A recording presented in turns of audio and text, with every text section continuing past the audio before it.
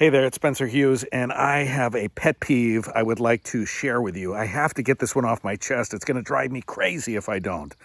I've been wanting to share this with people, and I've posted once in a while on my Facebook page, but I want to put this out here on my TikTok, YouTube, possibly other social media, because I think a lot of you will be able to relate to this pet peeve. Now, I try not to complain. I'm really not a complainer because a lot of times complaining just adds to your aggravation levels. It doesn't really solve anything, but a lot of times it does solve things. You have to get upset about stuff in order to change things. If people didn't get upset about injustice, we'd never be motivated to do anything about it, right? So this is something that's been irritating me for a while now. Everybody used the COVID pandemic as an excuse to just basically put customer service on the back burner. And I'm sorry, but we are well past the brunt of the COVID pandemic. And this isn't about how you felt about it or politicizing it at all. But the bottom line is life has normalized for 95% of the world by now. My wife is on the phone right now as I record this with our bank because her ATM was stolen again. Her ATM card was stolen again. And she is being told by the recording that she has to be on hold for 48 minutes. Now, that's aggravating enough. We call the local branch. They answer right away, but they don't want to have to deal with anything. So they transfer us to the national number because they don't want to do their job, apparently. But here's where the real pet peeve kicks in. Not the fact that customer service is dead as we know it, but here's the one that really gets me.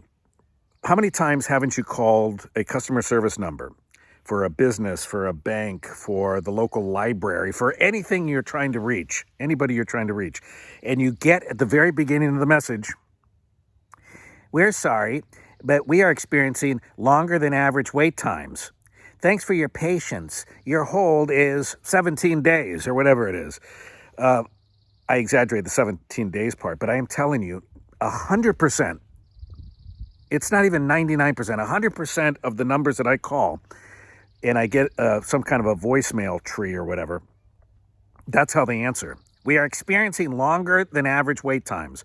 If you've been telling your customers that you're experiencing longer than average wait times, and you've been doing it for 4 years now, that isn't something that's longer than average. That has become your average. That has become your norm. Correct? Please post down below and let me know if you share this aggravation, because I am so pissed off that businesses take their customers for granted. They treat us just like a number, and I'm sick of it.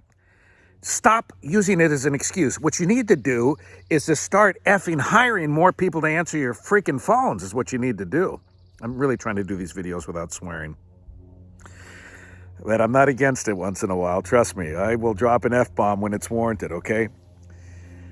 Just be honest with your customers. You are too effing cheap to hire more people to answer the phones. I should not be on hold. My wife should not be on hold right now for 48 minutes to let someone at customer service know that her ATM's been stolen.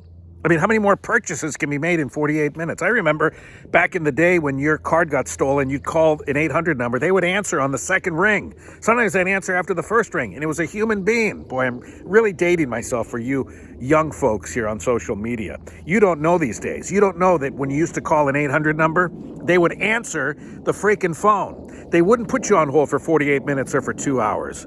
And they really did value you, or at least you felt valued. Even if there was always some kind of a ruse in the end, they at least perpetuated the perception anyway, that you meant something to them. They faked it pretty good. They faked it pretty well back in the day, if they were faking at all. But I really do believe at one point companies cared more about their customers, certainly than they do today. Please comment down below what your thoughts are on the annoying is mother effing hell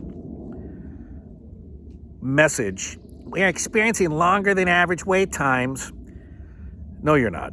No, you're not. You can't keep blaming the pandemic for the fact that you won't hire more people to answer your phones. That's the solution. Our bank used to be called the greatest bank in the world. I'm not mentioning names here, but that used to be their slogan, the greatest bank in the world. And you know what? Maybe we were suckers enough to believe it, but in the beginning, we did believe it. The branch people knew us by name the minute we walked in the place. The managers knew us by name. Once in a while, they'd sit down and have a cup of coffee with us. I'm not even kidding you. They'd have a cup of coffee with us. When was the last time you went to a bank and they'd sit down and have a cup of coffee with you? They'd have fresh baked cookies when you walked in. All day long. They'd be, I don't know. I didn't know banks had kitchens, or I guess they have some kind of an oven in there that they can bake cookies or maybe nuke the cookies. I don't know. But that's good customer service, baking cookies for your customers, sitting down as a manager and just having coffee and shooting the breeze when it's slow enough that they can do that with a customer. And that was just a few short years ago. Now it's a 48-minute wait to let them know that time is of the essence, that your bank card's been stolen. This is bullshit. It's frankly bullshit. I almost got through without swearing. It is bullshit. Hire more people to answer your phone. Stop treating your customers like they're garbage. And the reality is, if we quit this bank, they don't care. If you quit your health club, they don't care. They've got thousands of other people, millions of other people, so they don't care. There's no real impetus for them to want to do better and to hold on to their customer base. But if enough people just say, you know what, screw this. My wife brought up a good point. Who on an average Monday has 48 extra minutes to sit on hold waiting for their bank to answer to let them know that your card's been stolen? Who has the luxury of these extra 48 minutes? I barely have time to pee most days. 48-minute hold. And that's one of the better days. We've called before where it's 2-hour wait time. Wow, isn't that nice? I'm Spencer Hughes. This is my pet peeve for today. Please comment down below and let me know what you think.